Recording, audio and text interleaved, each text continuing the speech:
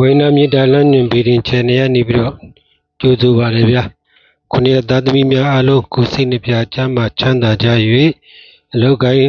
လက်လာပါများပူလန်းကြပြီလျင်ဘေးရန်အန္တရာယ်ကင်းစွာဆောင်ရွက်နိုင်ကြပါစေလို့ဆုတောင်းမေတ္တာပို့သပါတယ်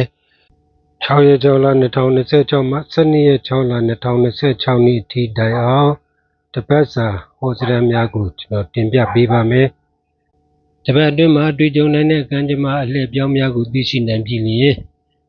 ဆောင်ရန်များရရာများကိုကျွန်တော်တင်ပြပေးမှာဖြစ်ပါတယ်ကျွန်တော်တင်ပြပေးတဲ့ဗီဒီယိုကိုအဆုံးထိကြည့်ရှုကြပြီးတော့နောက်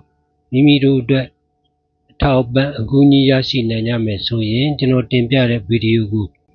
like and subscribe ပေးဖို့လည်းတောင်းဆိုပါတယ်ခင်ဗျာ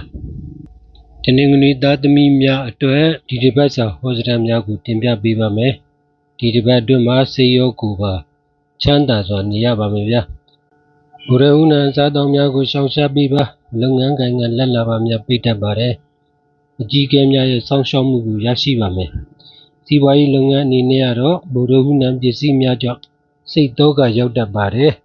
ကြာသာပရိနံအကျိုးပေးတဲ့ကာလဖြစ်တာမို့မြေတို့အမွေတို့ကြောင့်ဝင်ငွေများရရှိလာပါလိမ့်မယ်ဝတ်ဆင်ရမယ့်အယောင်ကတော့အဝါရောင်အဖြူရောင်အဝါဖြူရောတဲ့အယောင်များကိုဝတ်ဆင်ပေးပါအိမ်တော်ရေးချီးမိသားစုပျော်ပျော်ရွှင်ရွှင်နေရပါလိမ့်မယ်ရရာအနေနဲ့ကတော့အတိုက်ခံအနှောက်အယှက်တို့ကိုအောင်မြင်နိုင်မှုရန်လုပ်သမျှဖြစ်ထွန်းအောင်မြင်နိုင်ရန်အတွက်တပည့်ဝမ်းကိုခေါင်းမှာပန်ပြီးတော့ခေါင်းဆင်းမင်္ဂလာပြုလုပ်ပေးပါဗျာတနင်္လာသားသမီးများရဲ့အတွက်တပတ်စာဟောစရံကတော့စိတ်ပူပင်တော့ကရောက်တတ်ပါတယ်ခန္ဓာကိုယ်ကလည်းမအီမသာရှိတတ်ပါတယ်ဗျာခီးသွားရန်အကြောင်းပေါ်ပေါက်လာပါလိမ့်မယ်လုံးဝမသွားပဲဆင်ခြင်ပေးပါအလောက်ကိုင်းစီးပွားရေးကိုမှန်မှန်ပဲလုပ်ပါဗျာမချက်ထွန်ပါနဲ့တွေးပေးတာငွေချေးတာတွေကိုလည်းရှောင်ရှားပေးပါပစ္စည်းဥစ္စာများကိုလည်းတေချာထိမ့်သိမ်းစောင့်ရှောက်ပေးပါဗျာဝိဆင်ရန်ရောင်နေနဲ့ကတော့အစိမ်းရောင်အညိုရောင်အစိမ်းညိုရောတဲ့အရောင်များကိုဝိဆင်ပေးပါအိမ်တော်ရေးအခြေရေးအထင်မြင်လွဲများပြီးစကားများတတ်တဲ့ကာလဖြစ်ပါတယ်ဗျာအိမ်ရဲ့ဝင်ထွက်လမ်းတွေနောက်တစ်ခါအိမ်ဝမ်းတွင်းထဲကနေပြီးတော့လူများဖြတ်တန်းသွားလာတဲ့လမ်းများရှိခဲ့ရင်၎င်းတို့ကိုတရဏဂုံသုံးပါးရွတ်ဆိုပြီးတော့တပြည့်စီလှည့်ပေးပါခင်ဗျာအင်္ဂါသားသမီးများအတွက်တပတ်စာဟောစရံကတော့ဒီတစ်ပတ်မှာစေရောကိုရောဂတိမငြိမ်ဖြစ်တတ်ပါတယ်ဗျရင်းနှီးတဲ့အပေါင်းအသင်းများရဲ့လိမ်လည်မှုနဲ့ကြုံတွေ့ရနိုင်ပါတယ်အဲဒီခက်ခဲတွေကိုတော့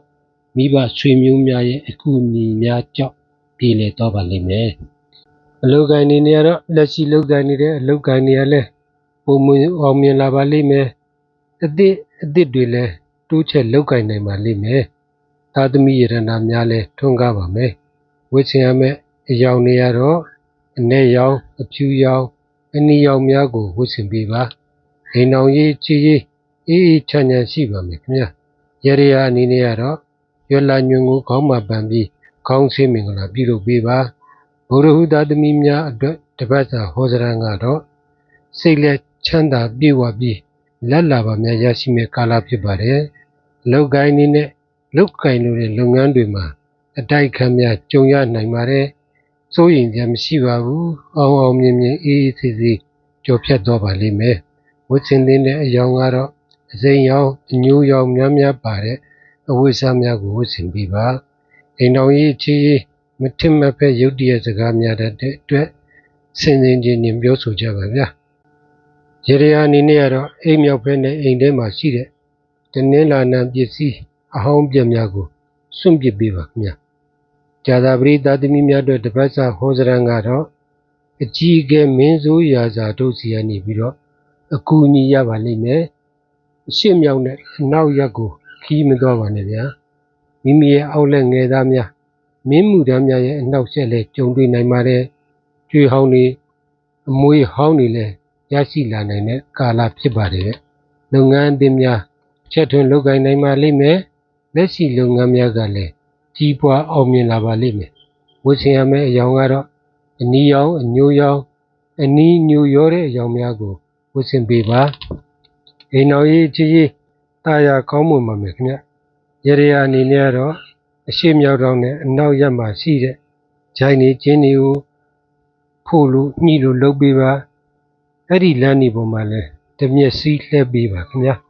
တောက်ကြသားသမီးများအတွက်တပတ်စာဟောစရာကတော့တောကများမယ်သွေးနဲ့ပတ်သက်တဲ့ယောဂများကြုံတွေ့နိုင်ပါတယ်ဆွေမျိုးများကြောင့်စိတ်တောကရောက်တတ်ပါတယ်အလုတ်ကိုင်းနေနဲ့တနင်္လာသားများကိုရှောင်ရှားပါဗျငွေမချီပါနဲ့